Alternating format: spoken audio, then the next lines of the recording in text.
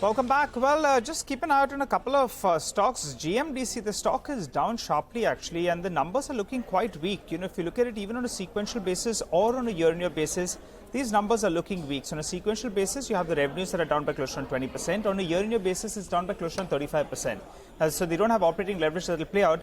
And the margins, they're down to 32%, which compares with 42% on a quarter-to-quarter basis. And on a year-on-year basis as well, it compares with around 38%. Explains why that stock has moved to the low point of the day. We'll have to find out whether or not there was one-off, because there's such a sharp decline on the top line itself, a 35% decline. So was it because some kind of flooding, unseasonal rains? We'll try to get you some clarity. For the time being, after the big run we have seen, there is some profit taking we're seeing on that stock. But as promised, well, it's that time of the day when we get you an insight into D Street chatter. Nimesh joins us to tell us exactly what's happening. Hey, Nimesh, what are you picking up? Nigel, a bit of a choppy day of trade because there is nothing much happening on the index level, but there is a lot of outperformance in the broader market. So the momentum in the broader market continues, and that's why you're seeing a lot of action in the mid cap and small cap space. In terms of flows, the feedback is the FIs have turned slightly sellers in the broader market. So it looks like that data also suggests for the last many days that the FIs are net sellers at the margin. So that seems to be the trend today as well. In terms of sector, which stands out for me is clearly the PSU basket. The entire PSU basket is well bid. Again, in today's trade, there is a lot of action in the PSU stocks, and within PSUs is the power names which have been well bid by the larger institutions. Of course, the rail PSU is also done well, but from the institutional point of view, it's a power space which has been well bid by the large institutions. I guess from a technical point of view, this 90,800 seems to be a bit of a resistance on the upside, and that's playing out for the last many days.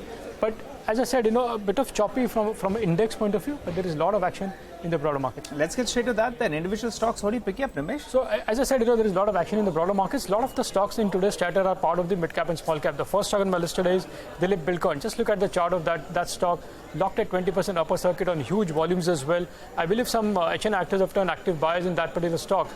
Interestingly, there is a board meet scheduled next week, including the results. There's going to be a possible fundraising as well. So that could be an interesting thing to track as far as DilipBuildcon is concerned. The second stock is Exide. Well, the stock yesterday fell after the results. Today there's been a big up move in that stock of 5% last when I checked. But contrary to the screen, there is selling pressure in that particular stock from the larger FIs. So it looks like some bit of profit booking is happening in Exide at these levels. The third stock is IRFC. Again, part of that entire PSU stock basket which is doing good. IRFC is well bid by large institutions. In fact, for the first time, there is an interest from the larger FIs as well in IRFC. So the delivery volumes are going to be quite high in today's trade as well in that particular stock. And the last stock is UBL. Again, one stock didn't do well immediately after the results, but now there is a bit of buying traction back. Some bit of interest is back from the larger institutions as well. I guess in UBL, apart from the numbers which were weak, the next big trigger would be the next the new CEO appointment, which the management said in the con call that potentially it can happen in the month of September. So that could be a next big trigger as far as UBL is concerned.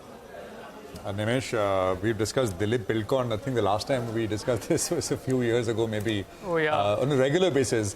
But the stock was at about 170 rupees late April.